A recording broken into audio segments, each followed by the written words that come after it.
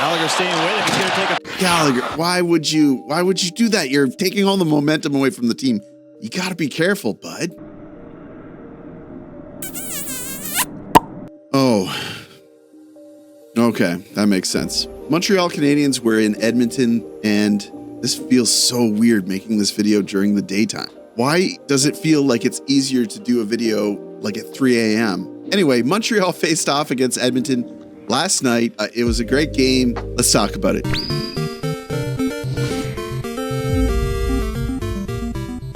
This is double penetration. So Montreal was in Edmonton last night, and apparently a lot of you were as well. I see you down in the comments saying that you're headed to Edmonton. Got a lot of hardcore fans in this community.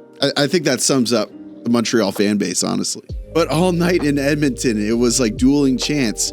Are they chanting for the Oilers? Are they chanting for Montreal? Like, really great representation, guys. Good job. No doubt this was an important game. No wonder a lot of individuals chose to travel to watch this one. Montreal started the night 2 points out of a wildcard spot. So let's get into the recap. First, I want to thank you so much for the support recently. I put out a video, I think yesterday, the day before, about the trade deadline and Jake Evans getting re-signed. That video is scraping at 10,000 views. Usually I only get that many views for recap videos. So again, thank you so much. And if you're not already a subscriber, please subscribe. It means a lot to me. I would really appreciate it. So we start where we always start, the lineup. And the lineup hasn't been changing very much. I think that they've nailed it down. Our forwards: Caulfield, Suzuki, Slavkovsky, Newhook, Beck, Laine, Anderson, Dvorak, Gallagher, Heineman, Evans, Armia. On defense, we have Matheson, Carrier, Struble, Hudson, Xhekaj, Savard, and in net, Montembeault. So they're ready, raring to go, and the puck drops. No surprise, Oilers are putting out a lot of energy. They've lost quite a few games since the Four Nations. Yeah, they're stinking it up, and I think they have a lot to prove.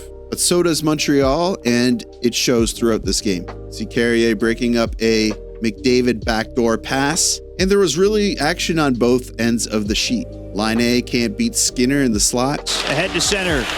Patrick Laine into the slot. And although you're kind of hoping to see minimal mistakes, this next one is going to cost them because Corey Perry gets a break into the zone and he doesn't make a mistake on Montembeault. Max Jones will slowly skate ahead to center. Gets this through. Here goes Perry. Score! A huge mess up at the line there, obviously. Three defenders couldn't do anything. There was some clumpage there. Then, as I demonstrated at the start of the video, Draisaitl grabs Gallagher's stick and hits himself in the face with it. And then Carrier gets his stick tied up by Hyman. Hyman gets smacked in the face. That's going to be another penalty, so it's 3-on-5 for a little bit. But the Canadiens kill the first one, and they kill the second penalty. And with that added momentum, this happens. In my mind, do I think the Montreal Canadiens should even entertain trading him? Turnover, Cole Caulfield with a shot, rebound, score! Cole Caulfield putting in his 31st of the season, scoring with big momentum after killing off that 3-on-5. Great penalty kill by Montreal. Great job by Caulfield getting his rebound and putting it in on Skinner. We see Montreal get a few other opportunities. They actually go on a power play. Laine gets set up for a one-timer. Buddy fans on it. That's going to do it for the first period. It is 1-1 for Montreal. Shots are 13-9. So it's definitely been an interesting game. The puck drops in period 2. Puck drops in the second period. Montreal Canadiens take a painful too-many-men call. At first, I blamed Struble because he jumped out essentially right into the play, but this is totally Carrier's fault. He's halfway into the bench and he decides to rejoin the play. So yeah, of course, they're going to get punished for that. All right, Leon Draisaitl slides it back to Bouchard. Draisaitl steps in. That's a power play goal by Leon Draisaitl. He continues his campaign. I think that he is definitely going to make the Art Ross race interesting. Canadiens are looking a little flat out there, but they do eventually bounce back. And an individual who has helped out a lot this game, Lane Hudson, puts together a play, and I mean, it's a work of art. There's Lane Hudson, gallops out to center. Down the wing, center, shot, they score! Yoel Armia, that's his 11th goal of the season. 45 5th assist for Lane Hutson. Just a lot of patience shown by Hutson to wait for the play to form. He got in and he distracted all the defenders. I think teams are learning how to play against Hutson, but he's so dynamic that he's always going to be an extremely valuable player. And that's pretty much all that really happens that period. Definitely opportunities at both ends of the sheet, but it's going to end 2-2, 18-23 in terms of shots for the Oilers this period. Puck drops in the third. Suzuki gets tripped behind the net. He still manages to put it in front. It looks scary because the puck is bobbling around in the crease. So they go on the power play, but the power play looks like it's going to click, and then this happens. Yeah, after I pump him up, this happens quite a bit with Hutson, sadly. He's got to learn how to minimize those errors. Luckily, it was Janmark who sucks, and he missed the net by a country mile. And then directly after this, Janmark, still in the offensive zone, fakes a high stick, doesn't get called for embellishment.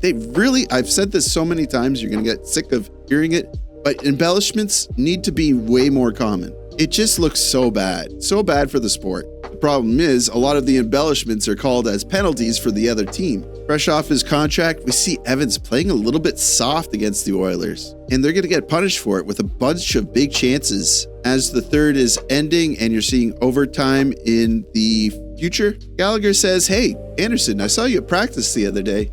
Practice is more fun without you. How about I smoke you?"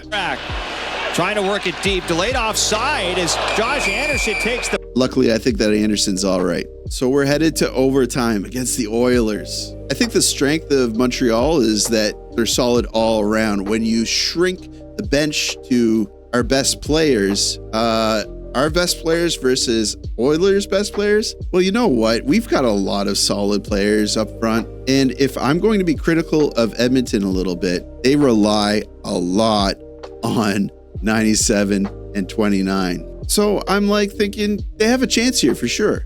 Fast forward, Mountain St. Louis makes some really weird choices in this overtime. A lot of players get playtime. I don't know if Caulfield, if Suzuki, if Hutson were experiencing something. Maybe they were gassed. But we saw Carrier out there, and we see him get stripped immediately after winning the opening faceoff. But luckily, they have Evan Bouchard on the Oilers, who looks like a bum on overtime a lot. And he looks like a bum here when Suzuki strips him. Excuse me, not Suzuki, but Suzuki gets the puck, and then he's not able to capitalize. Suzuki kind of reciprocates it here. Should have moved the puck around a little bit, in my opinion. Matheson gets another chance to be the hero in OT. He can't do it. Then we see Caulfield trying to mimic his hero move in OT, but he's not able to do it. Matheson again gets an opportunity to end the game, but he's not able to create a solution for Skinner. And finally, after playing pretty mediocre the entire game, Evan Bouchard finishes the game. McDavid in the slot. Passes over, shot, and they score! Yeah, Hutson looks like he's a little bit gassed here, trying to keep up with McDavid. Slavkovsky is not watching his player. A tough one, but we got the point, which means if the world stood still, Montreal, after another win, would be in the second wildcard spot. So the next games, they're playing against Calgary on Saturday, so tomorrow. And then on Tuesday, they're playing an injured and kind of a mixed up Vancouver team. Then they're playing the Kraken.